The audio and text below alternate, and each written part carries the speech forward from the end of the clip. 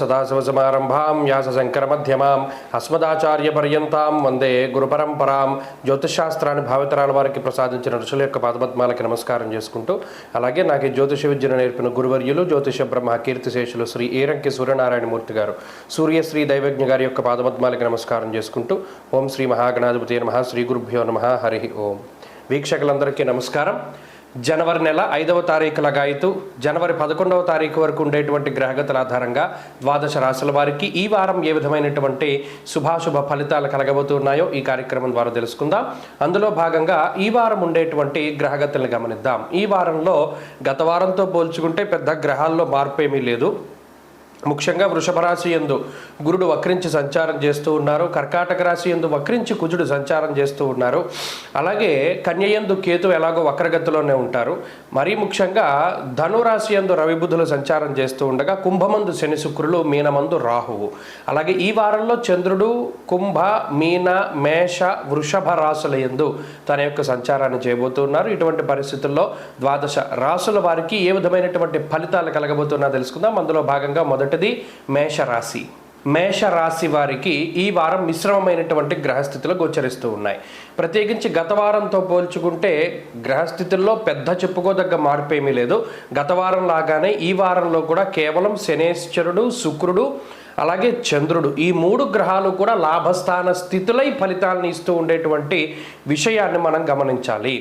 అయితే శని చంద్రులు కలిసి ఉండడం, అలాగే శుక్రుడు చంద్రుడు కలిసి ఉండడం, ఈ 3 గ్రహాలు కూడా లాభస్థాన స్థితులై ఉండడం అనేటువంటి విషయాలు అటు వైవాహిక జీవితం పైన, ఆర్థిక పరిస్థితులపైన, అలాగే మానసికమైనటువంటి పరిస్థితులపైన, ఉద్యోగము, అలాగే విదేశీయానము, ఇటువంటి వాటిపై ఎక్కువ ప్రభావాన్ని చూపెడుతూ ఉంటాయి.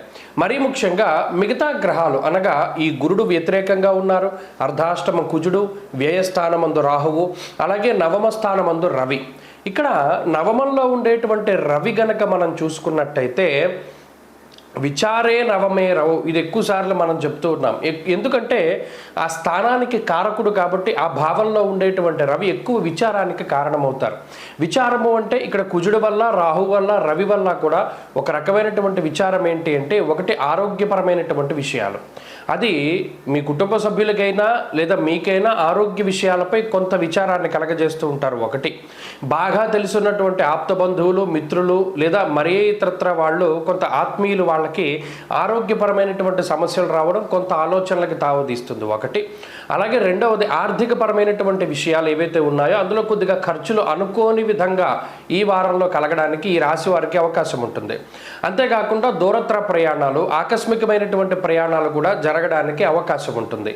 అయితే గత వారాలతో పోల్చుకుంటే ఈ వారంలో వచ్చేటువంటిది ఏంటి అంటే మానసిక ప్రశాంతత తగ్గడం, ఎక్కువగా ఆలోచనలతోటి సతమతం అవుతూ ఉండడం, ఉద్యోగ వ్యాపారాల్లో కొద్దిగా ఎక్కువగా దృష్టి పెట్టి పనిచేయవలసినటువంటి పరిస్థితులు ఏర్పడడం, సకాలంలో మీకు సహాయం చేసేటువంటి వాళ్ళు మీ దగ్గర లేకపోవడం వల్ల చిన్న పని దగ్గర నుండి పెద్ద వరకు ప్రతిదీ మీరే పని చేయవలసినటువంటి పరిస్థితులు ఏర్పడతాయి.